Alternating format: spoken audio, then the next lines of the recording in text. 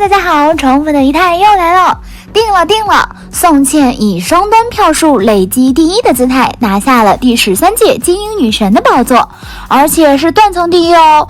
有没有觉得金鹰好像酷爱80后女星？刘亦菲87年，李小璐81年，王珞丹84年，刘诗诗87年，张靓颖87年，唐嫣83年，热巴92年，宋茜87年。有趣的是，14年前和14年后的金鹰女神都是同一年的。说实话，今年的金鹰奖仪态没有很关注，直到看见宋茜击败谭松韵这个话题，我才开始重视这个奖项。要知道，金鹰女神每次的评选都是轰轰烈烈，尤其是各家粉丝简直是喝最爽的肥宅水，熬最 happy 的夜，为自家偶像打榜拉票，感觉就差聚在一起组局下注了。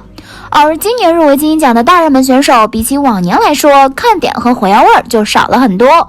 除了宋茜以外，入围的选手分别是今年在《青春有你2》中靠着小作精人设出道的虞书欣，以及全民2元1接虾的童颜女神谭松韵、女神李沁。但即使是火药味少，如今喜得第一的宋茜也免不了被骂水后 2.0 的遭遇。为啥呢？一切都要从一条手滑点赞视频说起。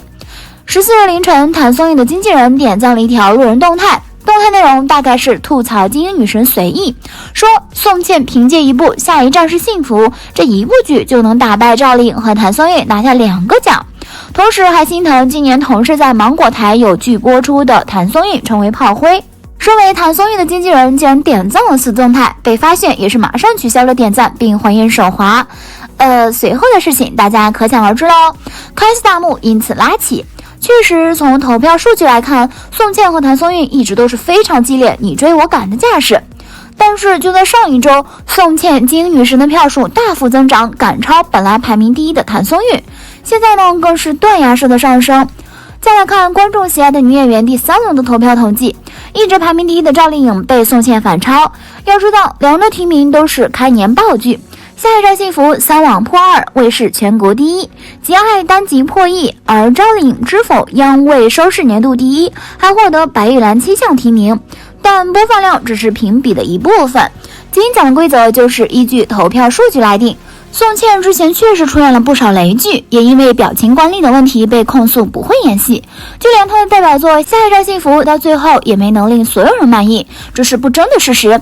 所以宋茜才会在成为新一届的金鹰女神之后被吐槽德不配位。但宋茜荣登金鹰女神的含金量低吗？熟悉宋茜的人都知道她的发家史。作为韩国练习生，幸运的被百里挑一选为女团 FX 的队长，后转战内娱，上过许多综艺，也演过几部剧。但鲜为人知的是，在去韩国以前，宋茜就是一个有故事的女同学了。宋茜是12岁成为的北漂，在那之前，她是个典型的青岛大妞。望女成凤的父母送她去少年宫学习舞蹈，老师认为她身材高挑，体态柔软，是个不可多得的好苗子。家义父母送她去北京舞蹈学院附中接受专业的训练。神经大条的宋茜对于突如其来的离别并没有多大的伤感，还乐呵呵的背上行囊就登上开往北京的列车。此去经年，命运即将被改写。也许宋茜天生就是吃这碗饭的，她在舞蹈的道路上走得很顺利。从北京舞蹈学院附中毕业以后，凭着扎实的舞蹈功底和优异的成绩，2005年宋茜成功考入北京舞蹈学院中国民族民间舞系。在大学里，她依旧是鹤立鸡群的拔尖人才。他的老师曾经评价过他，宋茜很刻苦，懂得自己要干什么。他对自己的要求很高，比如我们上专业课，站在中间的人就是最好的，他就一定要站中间把杆。如果一直这样下去，他大概率会成为一个专业的舞蹈演员。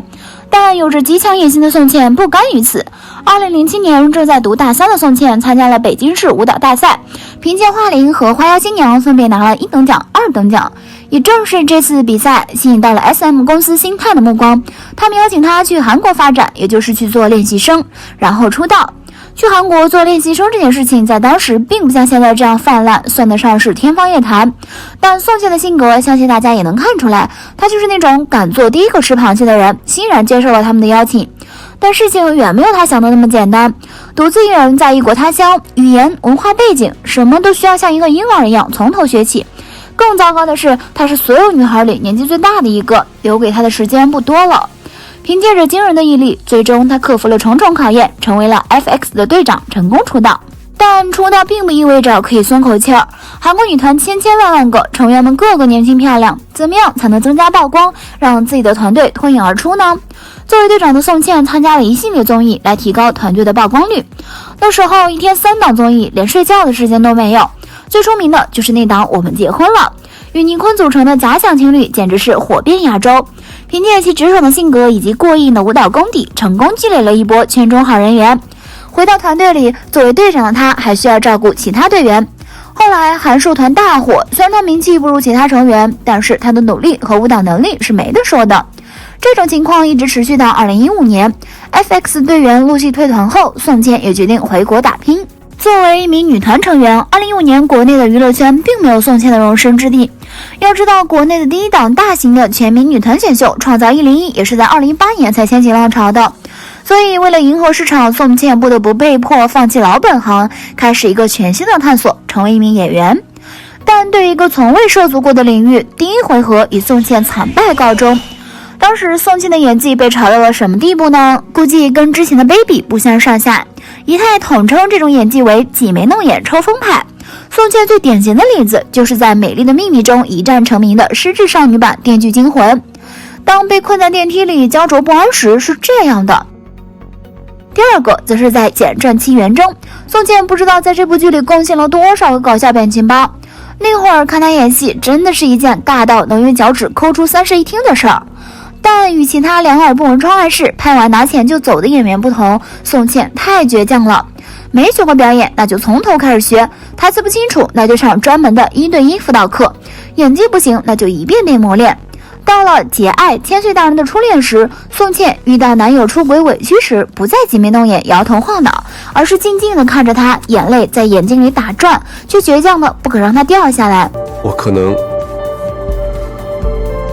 是本来就不喜欢你。再到今年的下一站是幸福，大家吐槽的话题全部都是剧情、编剧、人设，很少能看见说宋茜演技怎么样的，这足以说明她的转型之路初见成效。尽管现在网上有太多人质疑是否是湖南卫视在暗箱操作，但要知道金节的主办单位可不止湖南省广播电视台，还有文联和电视艺术家协会，难不成3家一起造假？这样的可能性还是比较低的。所以从候选名单来看，宋茜当选金鹰女神实至名归，不算水。但从往届金鹰女神来看，含金量确实低了。虽然以太更喜欢谭松韵，但宋茜当上金鹰女神，我个人是可以接受的。要怪也只能怪金鹰女神这个名头，为什么每一届的金鹰女神都会骂呀？真心觉得金鹰下次能不能不要搞投票了，直接官宣一个女神不好吗？现在女神无论谁当都要被骂，还会成为黑历史，那这金鹰女神的意义还大吗？好啦，今天的视频呢就分享到这里了。如果喜欢 C 太的视频，就请多多订阅和关注， C 太每天都会更新精彩娱乐资讯哦。